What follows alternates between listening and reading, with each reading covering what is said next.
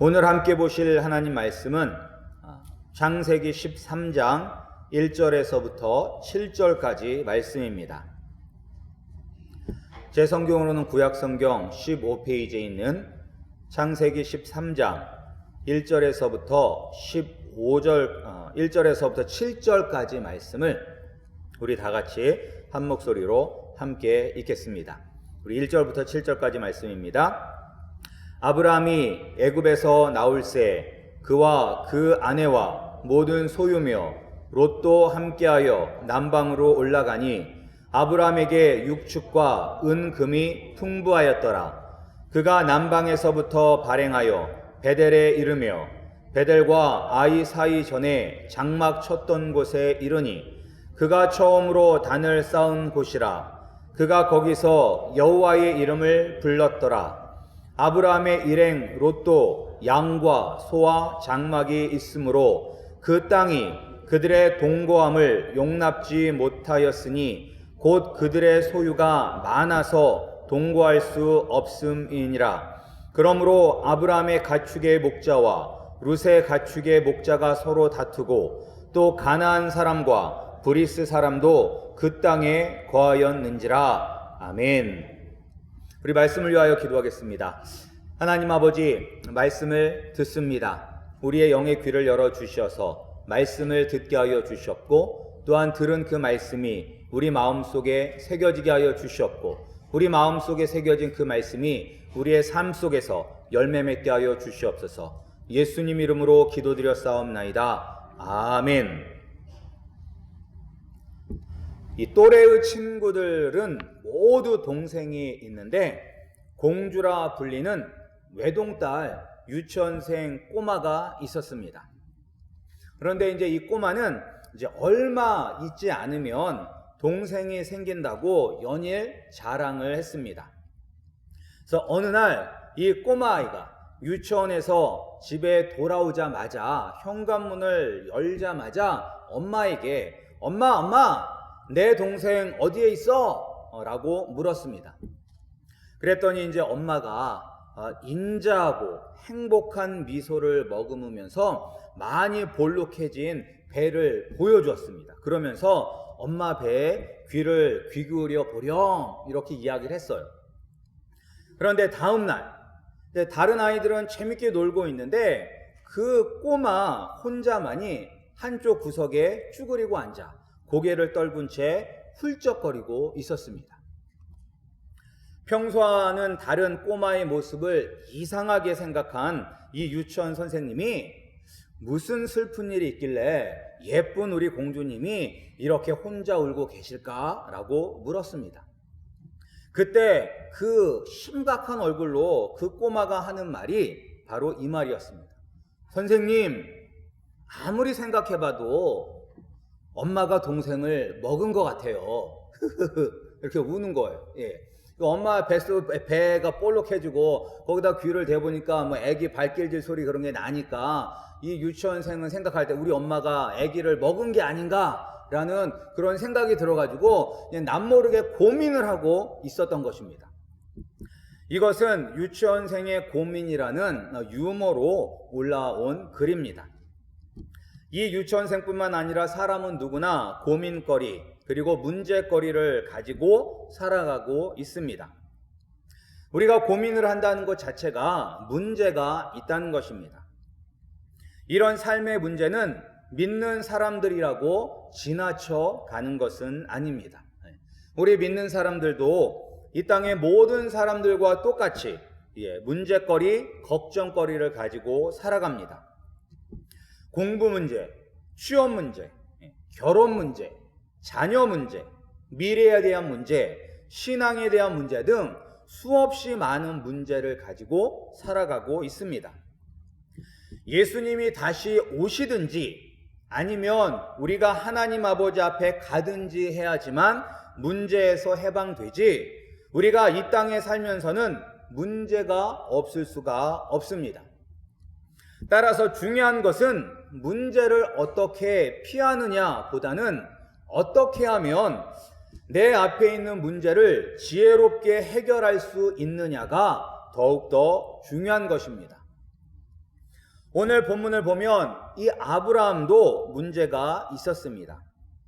그것도 아주 심각한 문제가 있었습니다.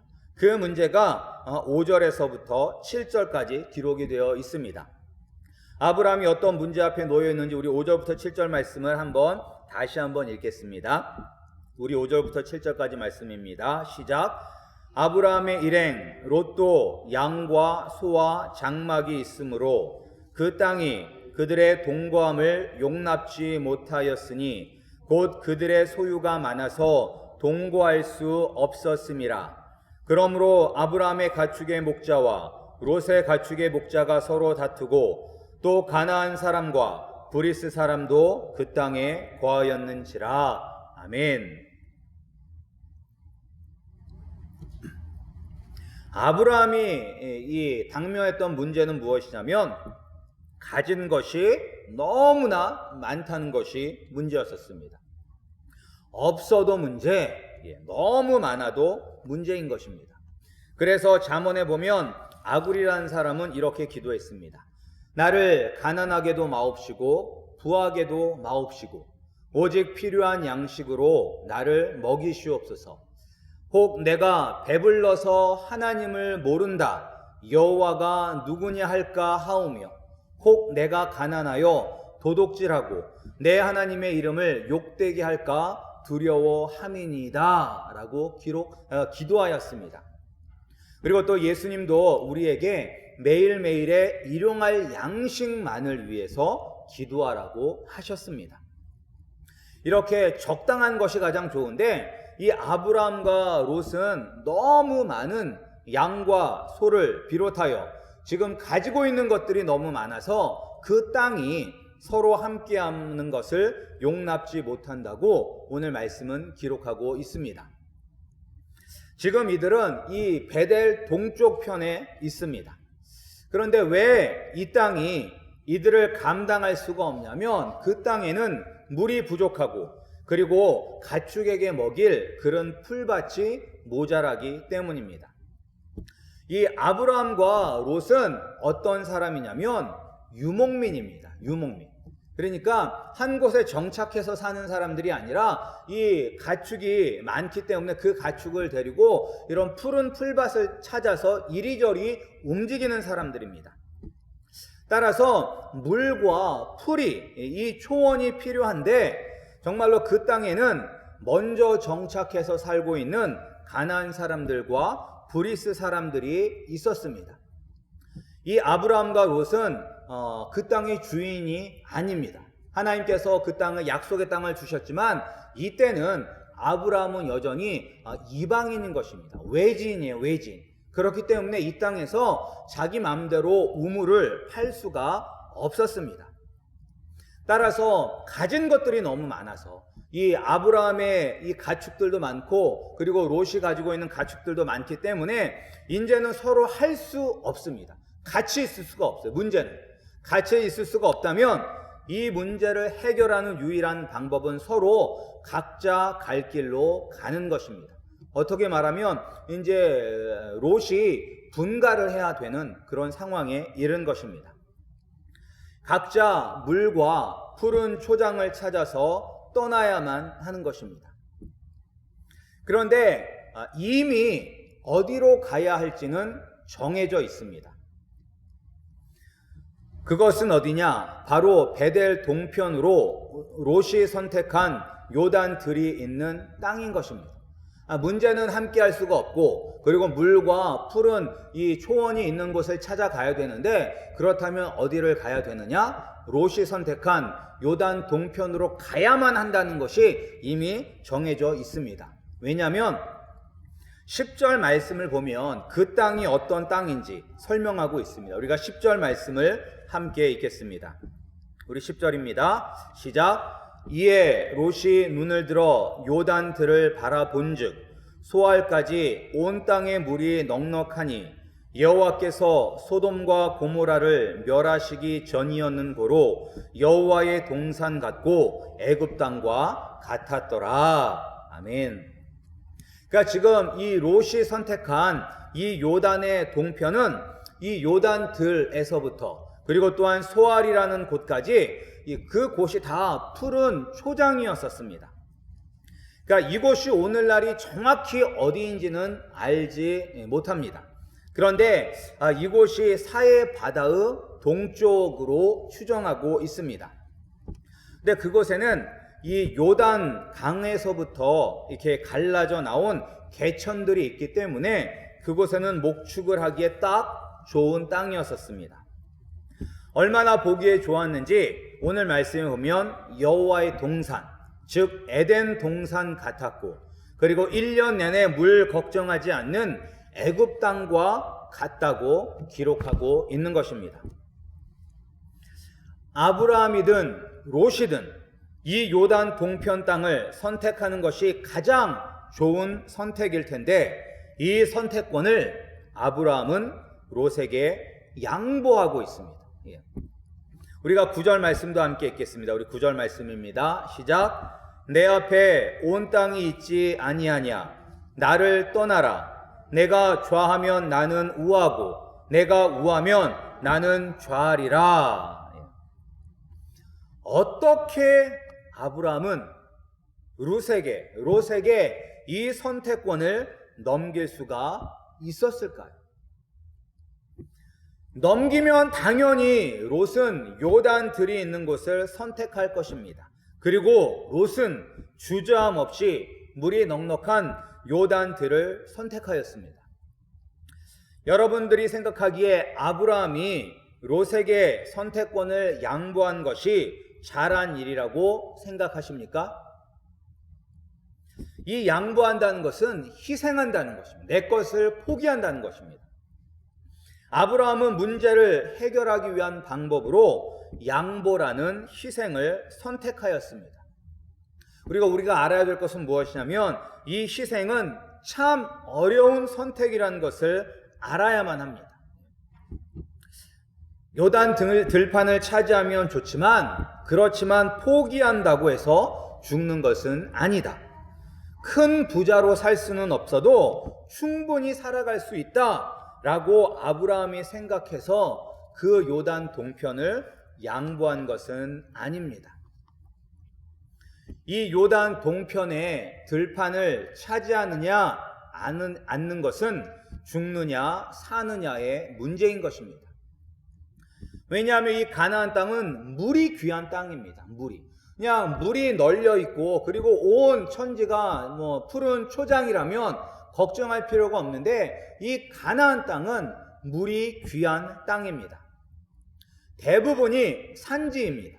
그리고 강이 있어도 강이 평지보다 낮은 곳에 위치하고 있습니다. 그러니까 사람들이 사는 거주지는 이 높은 곳에 있는데 강은 이 아래에서 흐르고 있는 거예요. 이 아래에서. 그러니까 이 당시에 사람들이 이 아래에서 흐르고 있는 강을 이 위로 올릴 수 있는 기술이 없는 것입니다. 그래서 아무리 강이 흐른다 해도 그거는 그림의 떡과 같은 것입니다. 따라서 이 가나안 땅은 하늘만 쳐다봐야 하는 땅이에요. 하늘만 쳐다봐야 하는 땅. 언제 비가 올지 비만 기다려야 하는 땅인 것입니다. 따라서 제때 비가 오지 않으면 가축들이나 사람들이나 다 굶어 죽을 수밖에 없는 그런 땅인 것입니다. 누가 보더라도 아브라함과 롯뿐만 아니라 이 목축을 하는 사람이라면 누구라도 요단 들판을 차지하는 것이 가장 합리적이고 지혜로운 선택이라고 이야기할 것입니다. 그 길만이 살 수 있는 길이다라고 이야기할 것입니다. 그런데 이 아브라함은 자기가 살 수 있는 그 길을 롯에게 양보함으로 말미암아 자기 자신은 정말로 희생하였습니다. 그렇게 이 아브라함이 롯에게 양보할 수 있었던 것은 롯과 화평을 누리기 원했기 때문인 것입니다. 그러니까 의가 상하지 않고 좋은 관계를 유지하기 위해서 이 좋은 땅을 포기했다는 것입니다. 그러니까 8절에 보면 아브라함이 롯에게 뭐라고 이야기하냐면 우리는 한 고륙이라 나나 너나 내 목자나 서로 다투지 말자라고 이야기해요. 그러면서 네가 먼저 선택하라. 네가 오른쪽을 선택하면 내가 왼쪽으로 가겠고, 네가 왼쪽을 선택하면 내가 오른쪽으로 가겠다라고 이야기를 하는 거예요. 그러니까 우리는 같은 형제인데, 같은 가족인데 우리 싸우지 말자. 너나 나나 싸우지 말고 내가 우리 목동들이나 내 목동들이나 서로 싸우지 말자라고 하면서 이렇게 자기의 선택권을 포기하는 것입니다. 아브라함이 이렇게 조카와 좋은 관계를 유지하기 위해서 정말로 의가 상하지 않게 해서 양보하였는데, 과연 이 양보를 세상 사람들은 무엇이라고 이야기할까요? 참 잘했다라고 이야기를 할까요? 아니, 왜 그렇게 선택을 했냐고 이야기를 할까요?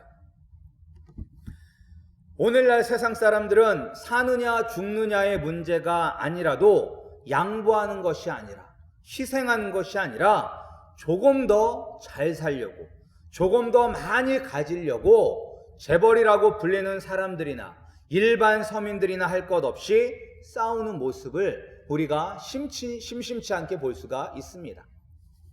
우리 주위에도 정말로 부모님과 자식 간에 이 재물의 문제로 갈등하는 가정들이 있지 않습니까? 그리고 또한 자녀들도 그 유산 때문에 서로 갈라지고 싸우는 사람들 많이 보지 않습니까? 도대체 아브라함은 무슨 생각이 있었길래 조카 롯에게 에덴 동산 같고 애굽 땅 같은 요단 동편 땅을 양보하였을까요? 그리고 결론은 무엇이냐면 우리도 그렇게 양보해야 된다는 것입니다. 결론은. 그런데 우리가 그렇게 양보를 할 때 어떤 상황에서 양보를 해야 되냐면 아브라함과 같은 상황에서 포기하고 희생하라는 것입니다. 내가 포기해도 충분히 살 수 있는 환경 때에 희생하고 포기하는 것이 아니라, 양보하는 것이 아니라 내가 힘든 상황에서도 내가 이것을 양보하면 내가 먹고 살기가 힘들어지는 그런 상황 속에서도 희생하고 양보하고 포기하라는 것입니다. 도대체 아브라함은 어떤 사람이었길래 이렇게 양보할 수가 있었을까요?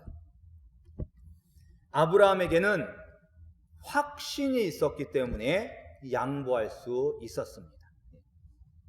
비록 사람이 보기에는, 그리고 이 세상의 지혜로는 요단 동편 들로 가는 것이 맞지만, 아브라함은 어디에 있든지 어떤 환경에 있든지 하나님께서 보호하시고 지켜주시고 인도해 주실 것이라는 분명한 믿음이 있었기 때문에 양보할 수가 있었던 것입니다. 우리가 양보하지 못하는 것은, 우리가 포기하지 못하는 것은, 우리가 희생하지 못하는 것은 그 믿음이 없기 때문에 희생하지 못하고 포기하지 못하고 양보하지 못하는 것입니다.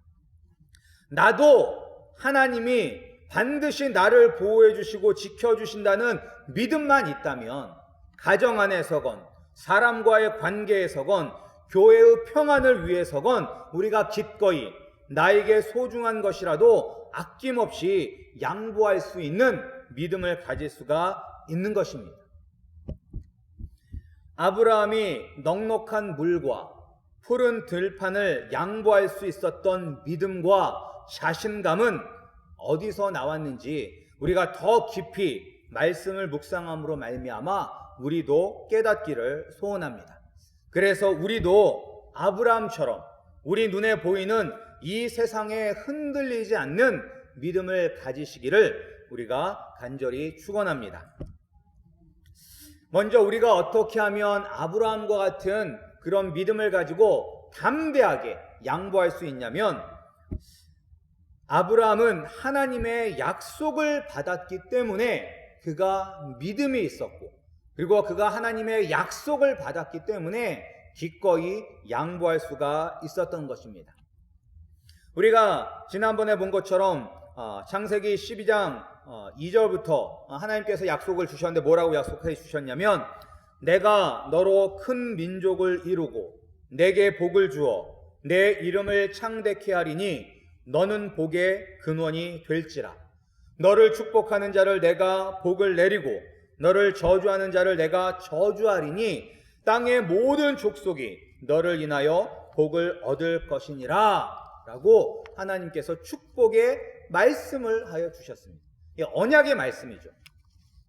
아브라함은 이 약속의 말씀이 있었기 때문에 본토 친척 아비집을 떠날 수가 있었던 것입니다. 그러나 그가 약속의 땅에 도착하여 그리고 기근이라는 어려움을 만났을 때는 그가 이 약속의 말씀을 잊었습니다. 그가 약속의 말씀을 잊었기 때문에 롯이 가장 합리적이고 지혜로운 선택은 요단 동편들을 차지하는 것이라고 생각한 것처럼 아브라함도 기근에서 살기 위해서는 애굽으로 가야 된다. 약속의 땅을 떠나서 애굽으로 가야 한다라고 생각을 하고 애굽으로 갔습니다. 그리고 살기 위해서 간 애굽 땅에서 아브라함은 가장 사랑하고 소중한 아내 사레를 빼앗겼습니다. 그리고 아브라함은 이 상황을 해결할 수 있는 힘도 능력도 지혜도 없었고 그리고 또한 도와줄 사람도 없었습니다. 그때 하나님께서 아브라함의 삶에 직접 개입하셔서 바로와 그 집에 큰 재앙을 내리어 아브라함을 구원해 주셨습니다. 왜 하나님께서는 이렇게 아브라함의 삶에 친히 개입하셔서 구원해 주셨을까요? 아브라함이 하나님의 약속을 말씀을 잊어버리고 하나님을 떠나서 눈에 보이는 애굽 땅을 향해서 나아갔는데 그리고 그가 죄를 지음으로 말미암아 아내를 빼앗겼는데 왜 하나님께서 직접 바로에게 나타나셔서 그에게 재앙을 내리시고 이 아브라함을 구원해 주셨을까요? 그것은 아브라함에게 하신 약속이 있었기 때문인 것입니다. 그리고 하나님은 약속의 땅으로 돌아온 아브라함에게 축복하여 주셨습니다. 어떻게 축복해 주셨냐면 육축과 은금이 풍부한 부자로 만드셨습니다. 그러니까 하나님께서 강권적으로 개입하셔서 정말로 아브라함을 바로의 손에서 건져주시고 그리고 아브라함이 다시 약속의 땅으로 올라왔어요. 약속의 땅으로 올라왔더니 하나님께서 어떻게 축복을 해주셨냐면 육축이 많았고 가축이 많았고 그리고 은금이 풍부한 부자로 만들어 주셨습니다. 그러니까 가축들이야 양과 소나 이런 것들은 바로에게서 받았다고 하지만 어디서 이렇게 많은 은과 금을 소유할 수가 있었을까요? 그것은 바로 하나님이 축복하셨다는 것입니다. 약속의 땅을 떠났을 때는 힘들었는데 약속의 땅으로 돌아오니까 하나님께서 이렇게 축복하여 주신 것입니다. 아브라함이 이렇게 하나님의 약속을 받았고 비록 자신은 그 약속을 잊고 세상을 쫓아갔지만 하나님께서 친히 구원해 주시고 복 주심으로 어떤 하나님을 경험하셨냐면 약속을 친히 이루시는 하나님의 은혜를 경험하였습니다. 약속을 하시는 하나님도 만났지만 이 약속을 친히 이루시는 하나님의 은혜를 경험하였습니다. 약속하시고 그리고 하신 약속을 이루시는 하나님을 만났기 때문에 아브라함은 눈에 보기 좋은 땅을 양보할 수가 있었던 것입니다. 아브라함에게는 어떠한 믿음이 있었느냐면 기근과 바로의 손에서 건져주신 하나님께서 내가 비록 요단 동편들을 양보한다 할지라도 이 약속의 땅 하늘만 바라보아야 하는 이 가나안 땅에서도 나를 보호해 주시고 인도해 주시고 복 주실 것이라는 믿음이 있었기 때문에 그가 롯에게 기꺼이 양보할 수가 있었던 것입니다. 약속을 받고 그리고 약속을 이루는 하나님을 아브라함은 만났기 때문에 희생하고 양보할 수 있었었는데 우리 이곳에 앉아 계신 우리 성도님들은 이런 약속의 말씀을 받으셨습니까? 아브라함 이 약속의 말씀이 있었기 때문에 그가 하나님의 은혜를 경험할 수가 있었습니다. 그리고 그 약속의 말씀을 받았기 때문에 하나님께서 그 약속을 이루기 위하여 일하시는 하나님의 은혜를 경험하였던 것입니다. 그렇기 때문에 그가 지금 이런 상황에서도 기꺼이 포기할 수가 있었던 것입니다. 그렇다면 우리 성도님들은 하나님의 약속을 받으셨습니까? 우리가 이 하나님의 약속의 말씀을 받았다면 하나님 아버지께서 약속을 이루기 위해서 아브라함을 보호해 주신 것처럼 우리를 보호하여 주실 것입니다. 그리고 그 확신으로 기꺼이 하나님의 나라를 위하여 그리고 화평을 이루는 자가 되기 위하여 우리도 기꺼이 믿음으로 양보할 수 있는 믿음의 사람이 될 수가 있는 것입니다. 우리 성도님들도 정말로 이렇게 약속의 말씀을 받으시기 바랍니다. 하나님이 나에게 말씀하시는 그 말씀을 받을 때 우리가 믿음으로 승리할 수가 있는 것입니다. 우리가 기꺼이 내 것을 내려놓을 수가 있는 것입니다. 우리가 우리의 것을 내려놓을 때 비로소 하나님의 것으로 채워줄 수가 있는데 우리가 어떻게 내 것을 내려놓을 수가 있느냐?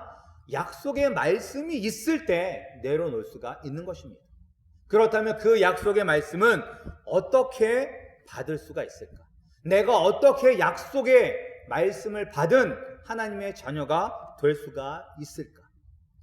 우리 에베소서 2장 12절과 13절 말씀을 우리가 찾아서 한번 함께 읽어보겠습니다. 우리 에베소서 2장 12절 13절 말씀입니다. 에베소서 2장 12절과 13절 말씀입니다.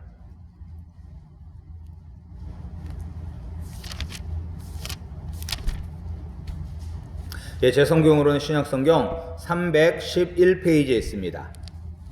우리 에베소서 2장 12절에서 13절 말씀 우리 다 같이 한 목소리로 읽겠습니다. 시작. 그때 너희는 그리스도 밖에 있었고 이스라엘 나라 밖에 사람이라 약속의 언약들에 대하여 외인이요 세상에서 소망이 없고 하나님도 없는 자이더니 이제는 전에 멀리 있던 너희가 그리스도 예수 안에서 그리스도의 피로 가까워졌느니라.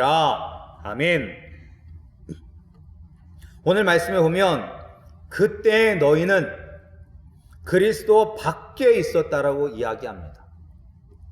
예수 그리스도와 상관이 없는 사람이었기 때문에 약속의 언약들에 대해서도 우리는 상관없는 사람이었었습니다.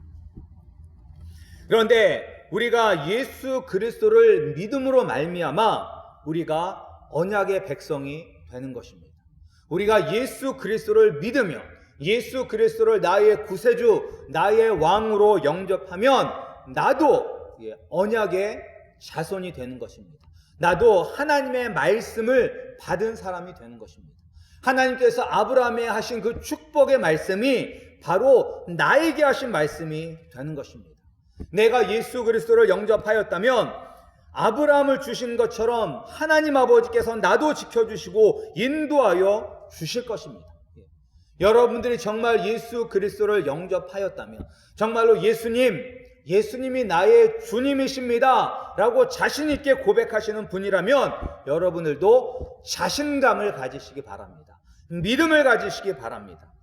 우리가 문제가 없는 인생이 될 수는 없지만 어떤 문제도 해결해 주시는 하나님의 은혜를 누리는 자녀가 바로 나라는 것을 믿고 날마다 믿음으로 승리하시기 바랍니다.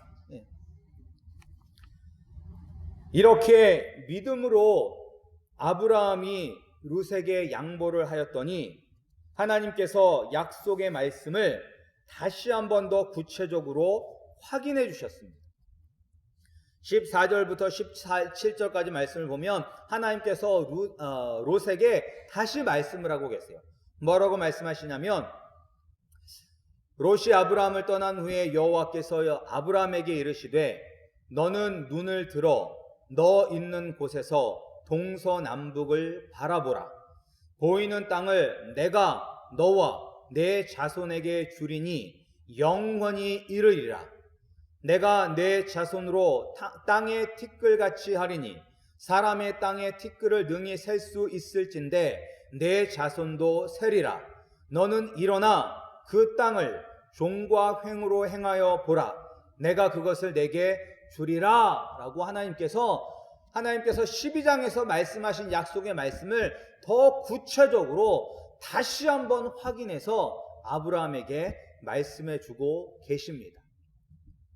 따라서 아브라함이 하나님의 말씀을 받았기 때문에 믿음을 가지고 그가 기꺼이 롯에게 양보를 하였더니 하나님께서 그 약속의 말씀을 더욱더 확실하게 확인시켜 주시는 더 큰 은혜를 아브라함은 경험하게 된 것입니다.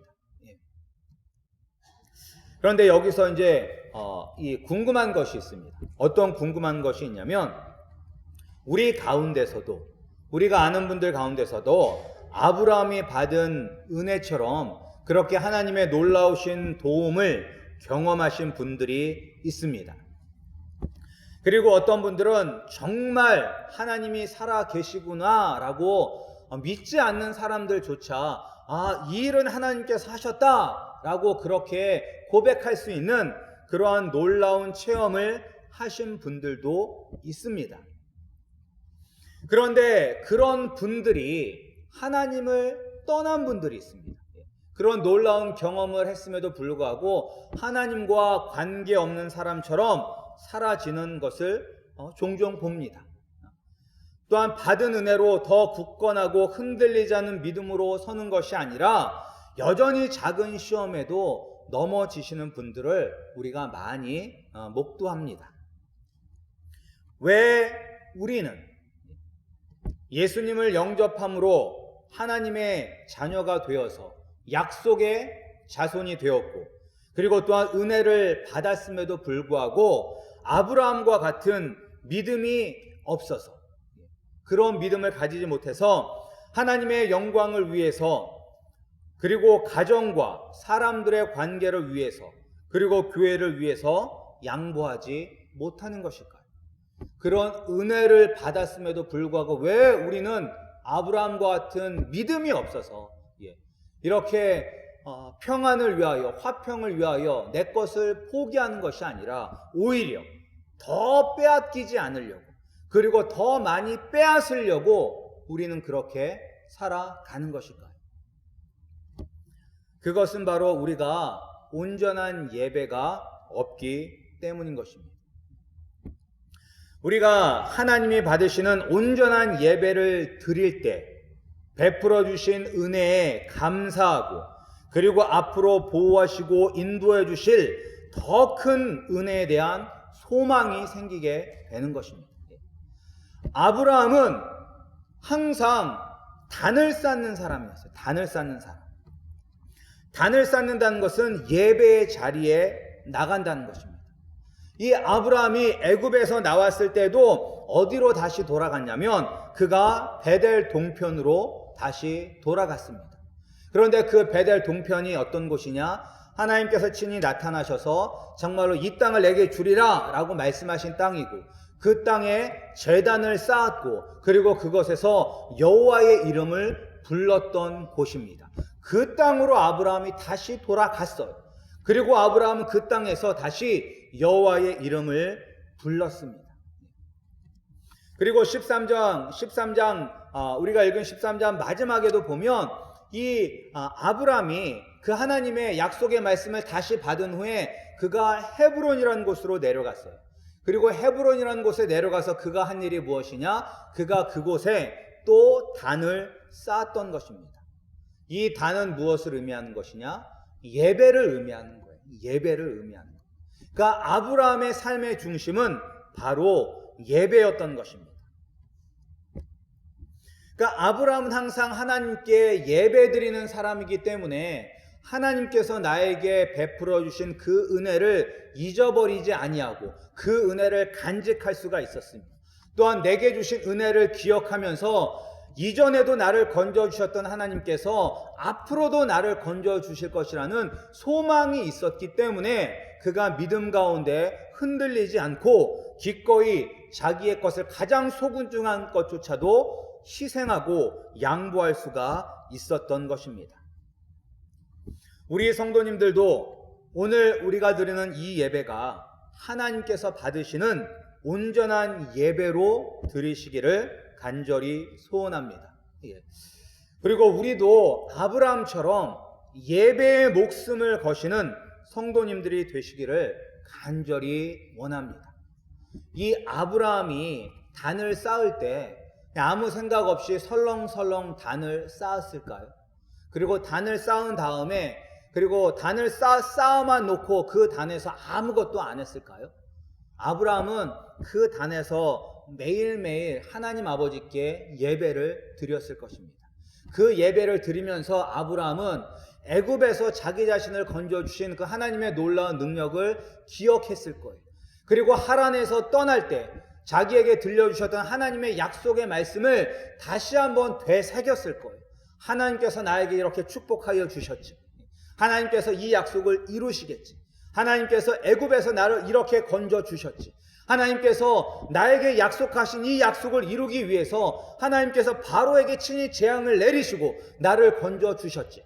내가 비록 이 요단 동편의 이 푸른 초원을 내가 포기한다 할지라도 하나님께서 여전히 나를 구원해 주시고 나를 건져 주시고 나를 이끌어 주시고 나를 보호해 주실 것이라는 그 믿음이 어디서부터 왔느냐? 예배에서부터 온 것입니다. 예배에서부터 온 것입니다. 예배 잘 들으시는 분들 치고 믿음이 안 좋은 분들은 없습니다.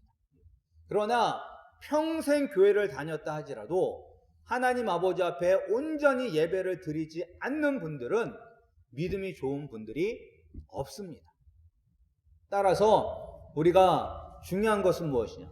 여러분들이 매 주일마다 이 자리에 와서 앉아 있는 것이 중요한 것이 아니라 과연 내가 하나님 아버지께서 기뻐 받으시는 참된 예배를 드리고 있는가가 중요한 것입니다. 내가 예수 그리스도를 영접함으로 말미암아 내가 약속의 언약의 자손이 되었으면 하나님께서 반드시 그 약속을 이루실 것입니다. 그런데 내가 하나님 아버지 앞에 온전히 예배하지 않는다면 하나님께서 나를 통하여 일하시는 것을 깨닫지도 못하고 그리고 그 약속의 땅에 머물러 있기만 하면 하나님께서 부어주시는 축복을 받을 수가 있는데 그것을 떠나 눈에 보이는 애굽으로 가거나 아니면 눈에 보이는 요단 들판으로 소돔과 고모라가 있는 그 땅으로 가게 되는 것입니다. 우리 아름다운 교회 성도님들은 정말로 아브라함처럼 약속을 이루시는 하나님의 은혜를 경험하고 또한 확실한 믿음이 있기 때문에 기꺼이 양보할 수 있는 하나님의 자녀가 되기를 간절히 축원합니다. 그렇게 되기 위해서 먼저 예수 그리스도를 믿음으로 약속의 자녀가 되시기를 소원합니다. 그리고 하나님께서 기뻐 받으시는 온전한 예배를 드리시는 우리 아름다운 교회와 우리 성도님들이 되시기를 소원합니다. 우리가 그렇게 될 때 하나님께서 우리에게 은혜를 베풀어 주셔서 우리도 정말로 평화를 위하여 화평을 위하여 우리 가정 안에서나 교회 안에서나 사람들과의 관계 속에서나 우리가 기꺼이 양보하고 희생할 수 있는 사람으로 우리를 세워 주실 것입니다. 그리고 또한 우리가 그렇게 양보하였더니 더 크게 채워주시는 하나님의 은혜를 다 경험하시는 우리 성도님들이 되시기를 간절히 축원합니다. 우리 함께 기도하시겠습니다. 하나님, 아브라함은 눈앞에 보이는 좋은 땅을 기꺼이 포기하고 롯에게 양보하였습니다. 그가 그렇게 할 수 있었던 것은 하나님께서 눈에 보이는 그 좋은 땅을 포기한다 할지라도 하나님께서 나를 인도해 주시고 보호해 주시고 또한 나에게 축복하여 주셔서 풍성케 하여 주실 것이라는 분명한 믿음이 있었기 때문인 것입니다. 하나님, 우리에게도 그러한 믿음을 허락하여 주시옵소서. 우리가 주님을 믿는다고 이야기하면서도 눈에 보이는 세상을 쫓아가는 것이 아니라 아무리 눈에 세상이 좋게 보인다 할지라도 믿음으로 말미암아 세상 것을 포기하고 하나님의 약속의 땅에 굳건히 서 있는 주의 자녀들이 되게 하여 주시옵소서. 하나님, 그러기 위하여 우리가 먼저 약속을 받아야 합니다. 약속을 받기 위해서는 예수 그리스도를 구주로 영접해야 됩니다. 하나님, 내가 예수 그리스도를 영접하였는지 나의 믿음을 점검하게 하여 주시옵고, 내가 예수 그리스도를 영접하였다면 하나님께서 기뻐 받으시는 예배를 온전히 드림으로 말미암아 약속을 이루시는 하나님, 또한 그 약속을 이루시기 위해 친히 나의 삶에 개입하여 주셔서 강권적으로 역사하시는 하나님의 은혜를 깨닫게 하시고 그 은혜에 감격하고 감사하게 하여 주셨고, 또한 앞으로도 나를 위하여 일하실 하나님을 기꺼이 믿을 수 있는 믿음을 허락하여 주시옵소서. 하나님 아버지여, 그러므로 말미암아 포기하였더니, 희생하였더니, 양보하였더니 더 크게 채워주시는 하나님의 축복을 받는 주의 백성 되게 하여 주시옵소서. 예수님 이름으로 기도드렸사옵나이다. 아멘.